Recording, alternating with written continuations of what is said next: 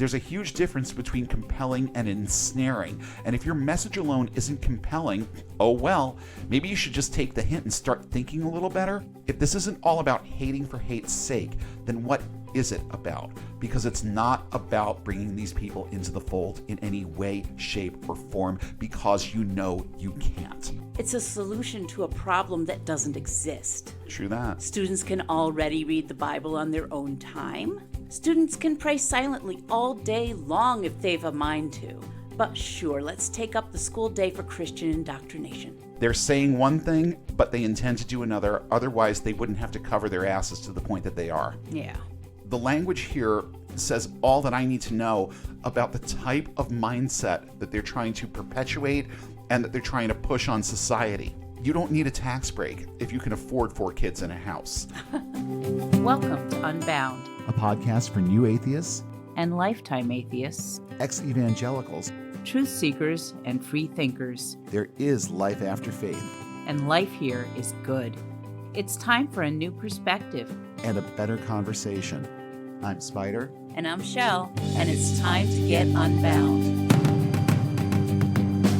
You know, the more stories I hear that come out of Texas, the more thankful I am to live pretty much any place else. Do these people actually read their Bibles? And if so, do they ever stop to consider Proverbs 16:18 as part of the overall equation? I'm Spider. And I'm Shell. And that's the verse that warns that pride cometh before a fall. Keep pushing your shit agendas, and we the people will just keep pushing back. So thanks to everybody for coming back yet again. Just want to let you know that we are well into the research end of our episode on Japuza, and it's become apparent to me that this is going to be a 2-parter because we're going to put that organization in the crosshairs, but sex abuse in evangelical circles is a much bigger problem than just one organization. Yeah. And I think that we need to draw back the curtain on more than just what happens in one community in Chicago. So I'm not quite sure how that's going to work out because I have that episode scheduled to drop like right before a road test. Uh-huh. So we may do a 2-parter, but space it out over a couple of weeks. Yeah. But I definitely want to make sure that we cover this particular topic as comprehensively as we can. And I don't think that's going to happen in one episode. So that's the plan right now. You're going to get a bonus episode that is more than just Christians behaving badly at some point in April. Yeah. And then we're going to move ahead with what may also become another 2-parter with a show on revivals. Oh, God. Because there are a few new ones that are cropping up. Yeah. And I really want to address these movements, where they come from, how they are maintained and perpetuated for as long as they are in certain instances. So that's what we've got coming up in the next couple of months. For right now, we're going to get right into this discussion. And I'm going to tell you right off the bat, we're ending on another sort of kind of high note, not in terms of what this idiot thinks, but just in terms of his delivery.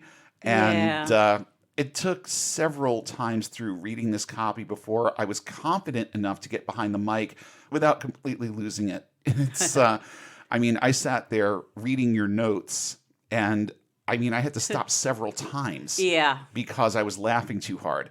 So you will get a good laugh out of it. But like I say with everything else that we do here, let's also make sure that we're taking these things a little bit more seriously. Yeah. Because they are serious issues. And the toxic thought that gives birth to everything that we're going to talk about today is worth looking at with not just humor, but also with a much more critical eye. Yeah. On the docket this week, permission to indoctrinate, fueling the quiverful movement, more of that essential love thy neighbor, as long as he's straight, otherwise just openly hate him doctrine that these people keep trying so desperately to perpetuate, and what really happens when a person, a pastor, gets too sexually frustrated. In a segment I'm dubbing Christians Behaving Badly, 50 Shades of What the Fuck edition.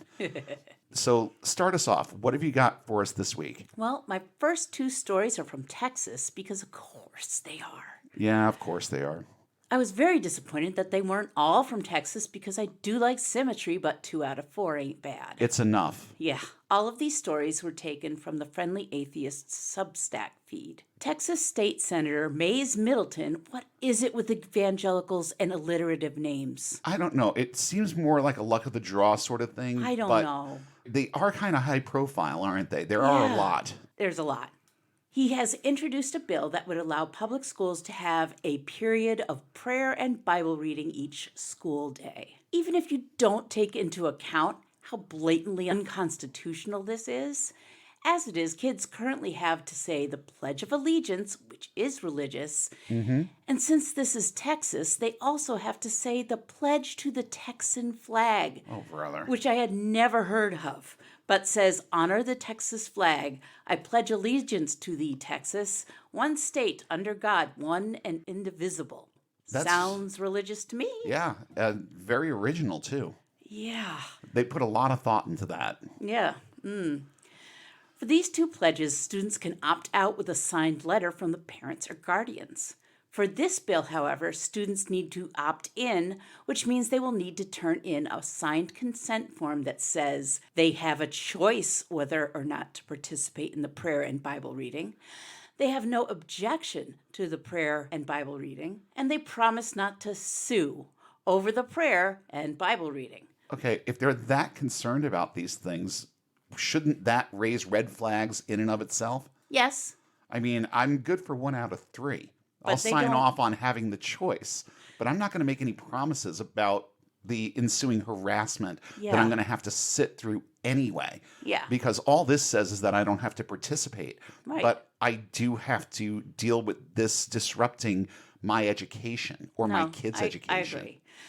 Well, what about the students who don't want to participate at all? Well, the bill prohibits the prayers and Bible readings from being delivered over the school's public address systems and explicitly says those prayers and readings cannot be delivered in the physical presence or within the hearing of someone who doesn't want to participate.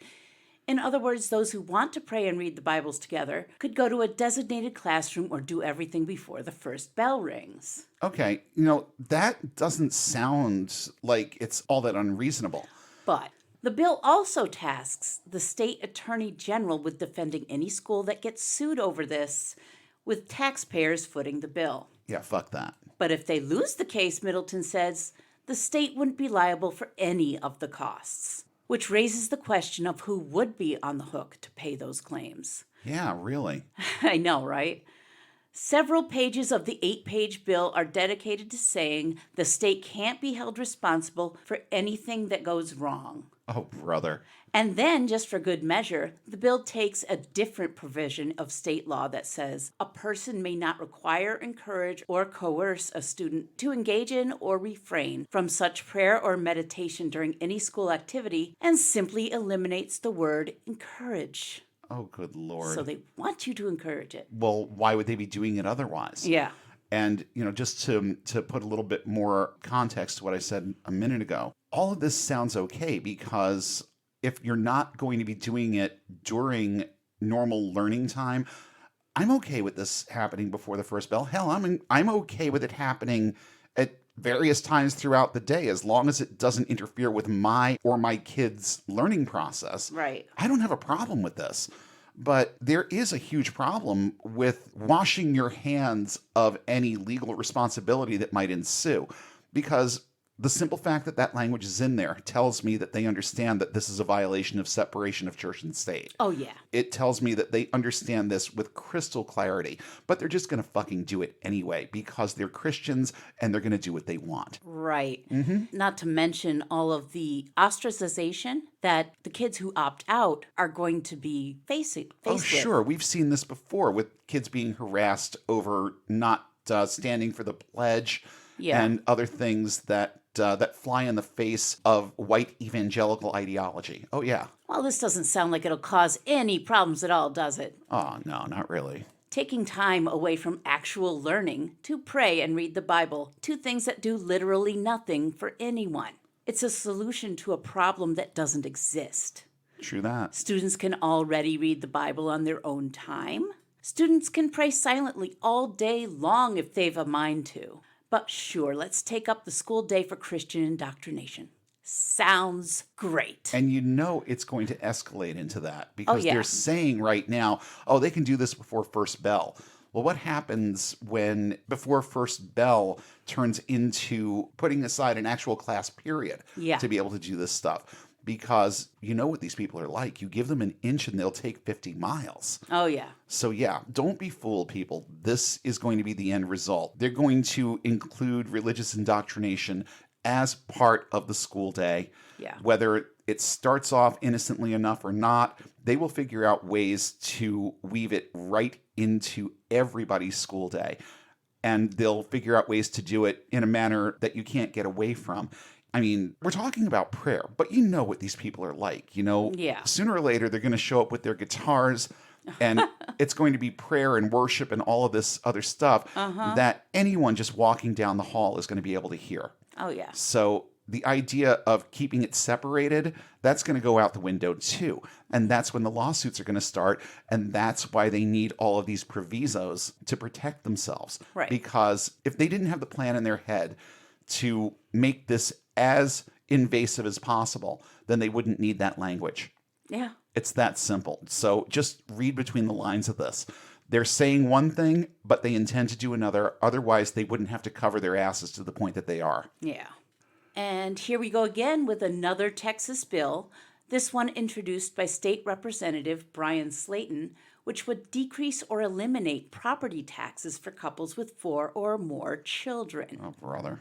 Says Slayton, with this bill, Texas will start saying to couples, get married, stay married, and be fruitful and multiply.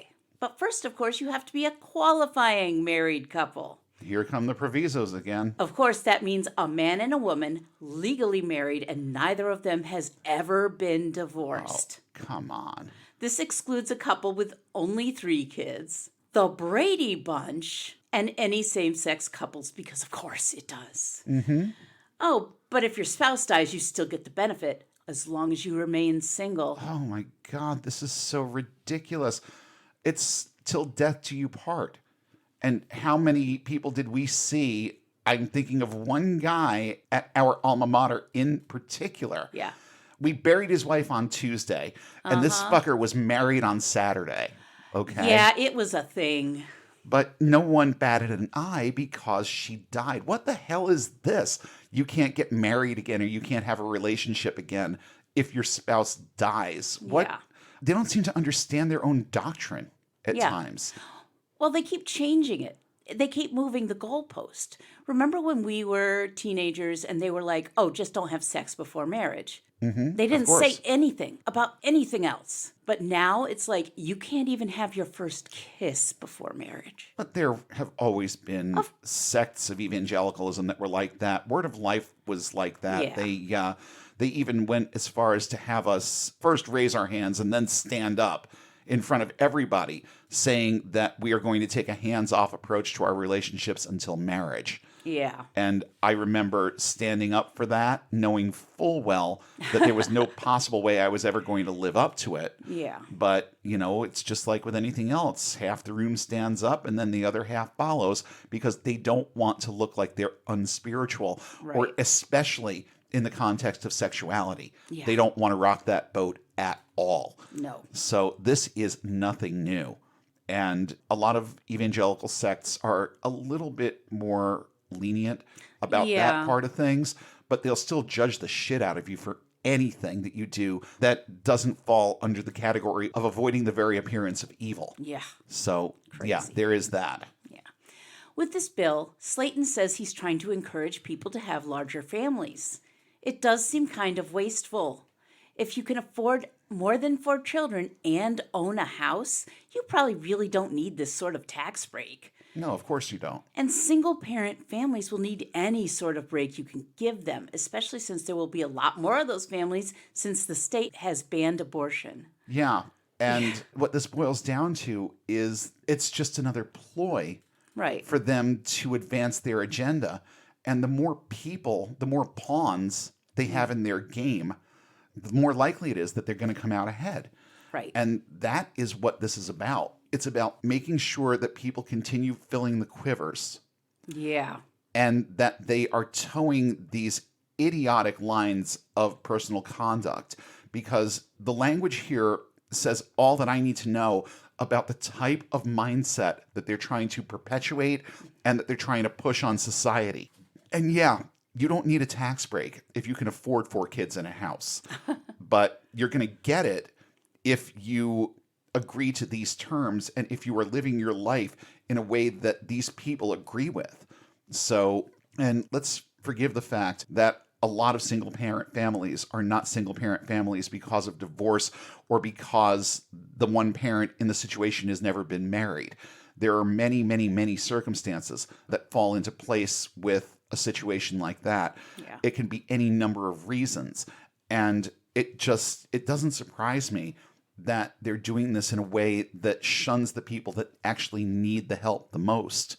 Because, as we've said many, many times before, there is no hate like Christian love. Yeah. And this is a clear example of that. We're going to punish you for simply living your life on your terms, but we're going to reward you for doing things in lockstep with the way we want them done. Yep. Also, if they cut taxes for larger families and all those kids attend public schools, they will be using more resources than the smaller families that pay more taxes. Yeah, there is that too, isn't there? Yeah, the math doesn't work. But Slayton and his ilk really don't care. The state may have a budget surplus, but you can bet that money will not go towards covering paid parental leave or reducing healthcare costs, expanding Medicaid, making education more affordable, or any of the proven ways to help people with limited resources. But they don't care about that. No, they really don't. They're not looking past the tip of their nose, and that's just evangelical thought 101. Yeah, pretty much. It's kind of a dumb ploy. It really is, and I really do hope that this doesn't work, and it probably won't. It probably won't. But just the fact that it's out there should be a further warning to all of us about the lengths that these people are willing to go to maintain their position and not watch their religion dwindle into obscurity. Yeah. Okay? That's what this is all about, is upping the numbers so that in the future you still have a church. Yeah. That's what they're looking for. But you know what? The numbers speak for themselves. And regardless of how much you shelter somebody, if they're not going to think and behave and act the way that you want them to, as soon as you give them a little bit of freedom, they're going to be gone. A lot of people will just settle into their beliefs because they've been taught this from the time they could understand. But then there are those of us who have that rational mind clawing for purchase. It's not going to have the effect that they think it is, especially when you grow up in the kind of puritanical environment that most of these families that meet all of these bullet points provide. Yeah. Okay? It's going to backfire on you.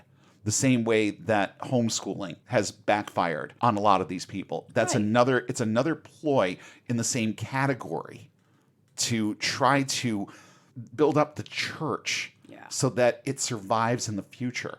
It's a bad plan. Yeah. And so is this. Yeah.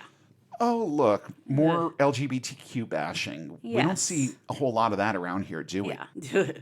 Yeah. Oh, this one has the added bonus of Jew hate, too. Oh, yeah, there we go. So Yeah. we've got homophobia and anti-Semitism in this one, folks. All in one. Yeah. And now, someone who is probably one of the worst behaved Christians to ever grace this segment, Jonathan Shelley of the New Independent Fundamentalist Baptist Church, who exhorted his parishioners to eliminate gay people and Jews. He was speaking at a church in Boise, Idaho, the sermon being called, appropriately enough, God Hates Them. In this sermon, he talked about how Christians need to be more vocal about calling out wickedness and how only one side would survive the fictional holy war. There's very little of Shelley's sermon I can actually quote. He uses the F word for gay people constantly, and the things he says are just hate-filled and heinous. He calls being gay a punishment. He makes mention of the synagogue of Satan. Oh, good Lord. He is a guy who's said in the past that he would not shed a tear if a gunman mowed down a whole bar full of gay people. He calls New York and California hellholes because of their large gay and Jewish populations, and wishes regularly for the deaths of gay people and abortion providers. This is my commandment, that you love one another, that your joy may be full. He seems joyful to me. Yeah, he's doing it wrong. Yeah. Shelley also believes that the Holocaust never happened because he is a deranged idiot. He has appeared at city council meetings to rail against Pride Month celebrations. Gee, I wonder why he can't find someone to rent space to him for a new church in Texas. I'm racking my brain, but I'm coming up with nothing. His church, of course, knows exactly what he's saying. They yoinked the video down shortly after it was posted because YouTube would delete their channel. They did post a link to where the video is posted on Rumble. They took it down, but they didn't take it down. Yeah, they just sort of posted a link to where it actually is. Mm-hmm. They and others in the IFB defend themselves by saying they're not encouraging anyone to pull the trigger, but they do make the point that in a righteous world, the government would do their faith-based dirty work for them. So they're saying that the government should exterminate Jews and gays. Well, I'm sorry, but one of those things has been tried before. And how did that work out for you? Well, considering this guy doesn't believe it actually happened. Yeah. But when you're one of these idiots that just hates everybody, and I mean, this guy, he's got no love in his heart at all. You can tell just by the way that he talks about anything. So, yeah, let's just say that it didn't happen. And, he'll have the bleeding sheep in his congregation that believe that what he's telling them is true. Yeah. But it doesn't matter. It happened. And there's absolutely nothing in Scripture about hating specific people groups because you don't like them. Okay? As far as I know, the Great Commission applied to everyone, not just the people that you agree with philosophically, not just the people who don't skeeve you out with their lifestyles, nothing like that. Right. It just says, go and make disciples. And nowhere does it say, sanction the government to kill people we don't like. Right. So Yeah. There is that. So after all of that heaviness, here comes the piece de resistance for this episode. God. And I don't know. I don't know if I'm going to make it through. I don't know if I'll make it through. I really but don't. We'll see. This is so absurd.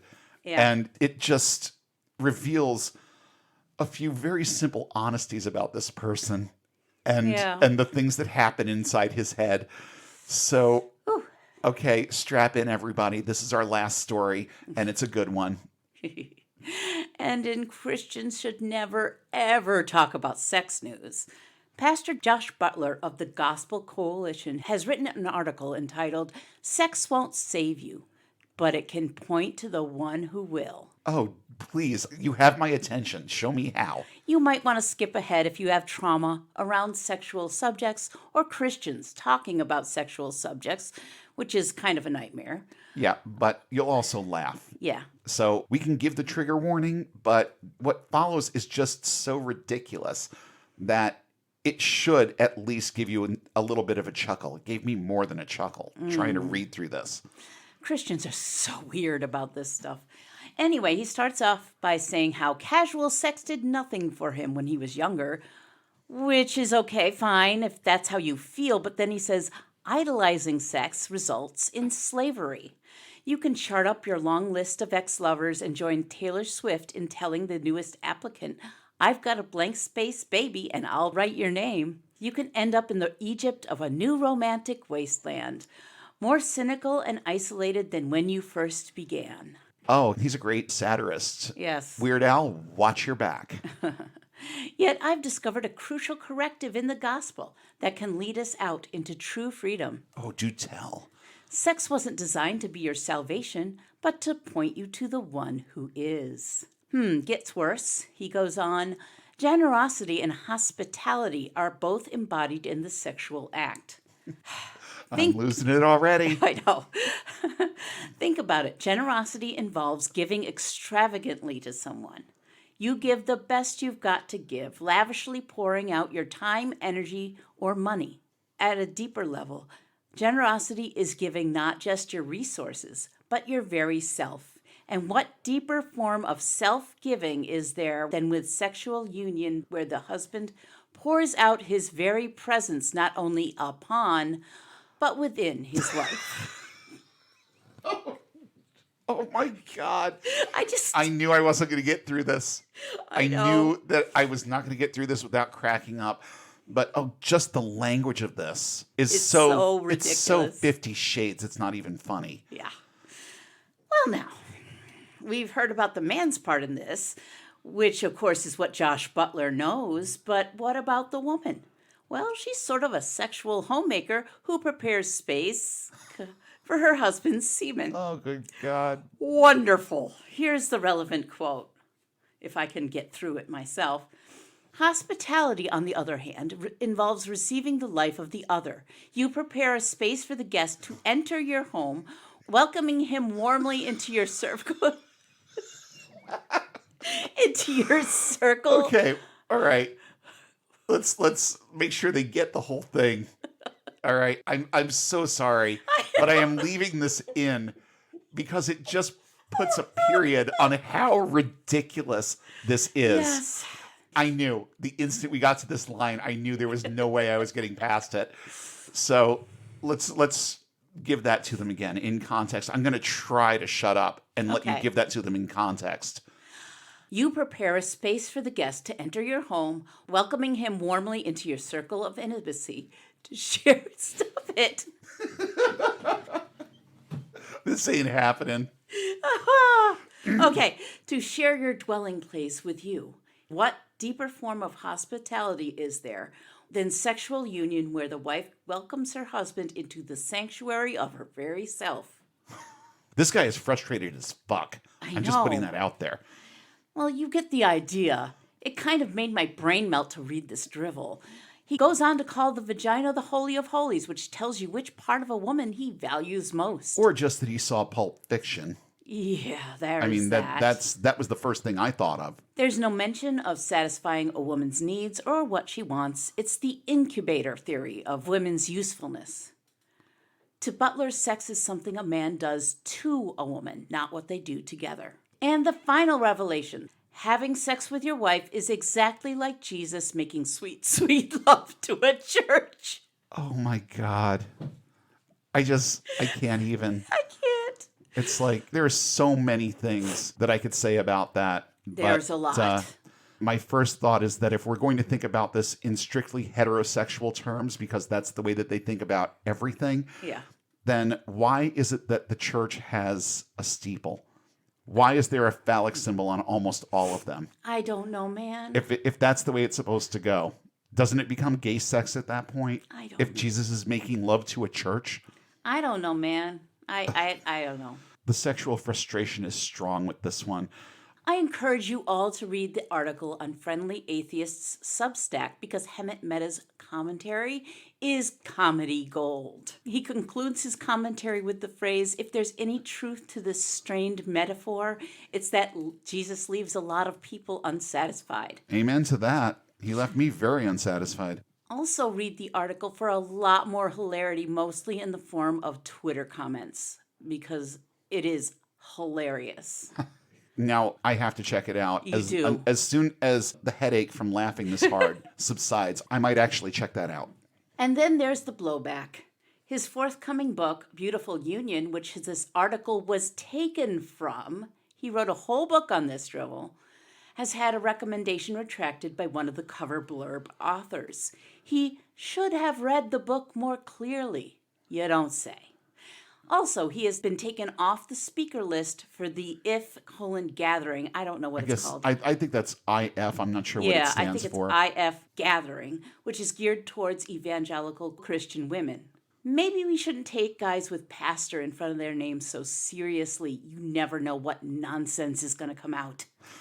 Oh, people, I hope you enjoyed that as much as we did. And I'll have just a couple more comments on that in a minute. But we are officially in wind down mode. Those are our stories for the week. And as I was reading through your notes, the first question that came to my mind was, why is it that these people waste so much energy on these things. Week after week, month after month, year after year, we never run out of fodder for this particular part of what we do. Why do they expend so much energy on things that largely don't touch their lives in the first place? The last story is kind of the exception to the rule, but for the rest, it's like, why can we not just maintain a live and let live philosophy over any of this stuff? I can almost agree with Josh here in spirit, in terms of how good sex actually is, but why do we need a religious context to validate it? Why not just say, I like sex a lot, and be done with it? It's okay, Josh, really, it is. You don't need your imaginary friends to fill in the blanks. You and your girl have got this on your own, I promise. If you start looking at her as an equal partner. Yeah. And if you start looking at your responsibility to her the same way that you look at her responsibility to you, you can get on the same page and have a lot of fun with no God in the middle. I promise you.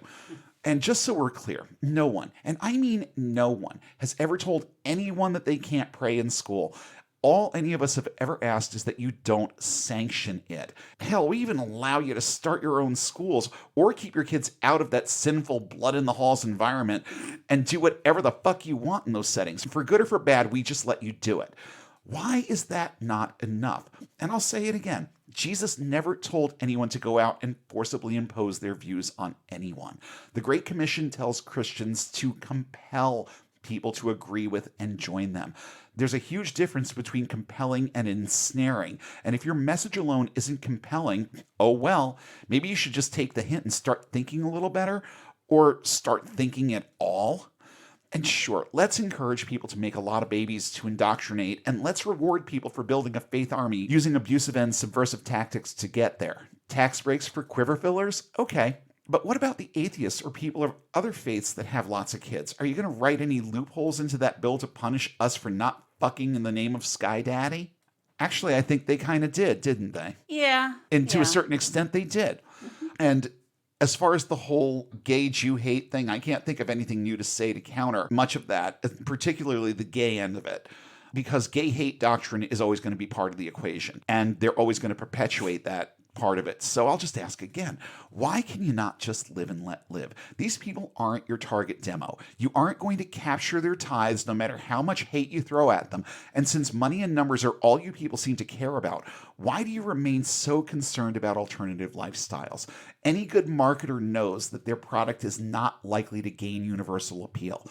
If this isn't all about hating for hate's sake, then what is it about? Because it's not about bringing these people into the fold in any way, shape, or form, because you know you can't. I also don't know how to respond to this last story, aside from the laughter that we've already conveyed. You don't need a reason to like sex. Nature has taken care of that part of it already. And you don't need to augment the experience with spiritual euphemisms and parallels. Just fucking enjoy. It's not that difficult. Let's say it's not that difficult. You know, I am glad that we ended this one off on a high note. It's okay to laugh at the idiocy of it all. That said, don't forget to stay angry at the distortion of ideas that comes out of this religion, because each and every story that we cover today focuses on that central theme. And while it's great to laugh, let's try to remember that to these people, these ideas are serious, and it's up to us to expose the stupidity and keep delivering the counterpoint if we want to keep showing people the way out. And I know I do. I really, really, really do. Laugh it up, but keep your righteous anger at the ready, because it's the latter that motivates us to act. And action, proactive, focused, and consistent action, is what provides the crucial equal time element to the equation, and it's what leads to more people getting and staying unbound. We hope you enjoyed this episode of Unbound. Show topics are chosen based on their timeliness, relevance, and social impact. Have suggestions for future topics? Email us at unbound.podcast.network@gmail.com with all your comments and feedback. Please don't forget to like, share, and throw a few 5-star ratings our way, and follow us on all major social platforms. And don't forget to hit subscribe if you haven't already. Links to our social pages, as well as a full list of cited sources in today's episode, are listed in the show notes, available at our website, getunbound.org. That's That's get-unbound.org. If you value this resource and would like to see it continue, please consider supporting us on Patreon at the link in the show description. And be sure to check for new updates every Sunday when we'll come together again and take one more step toward getting and staying unbound.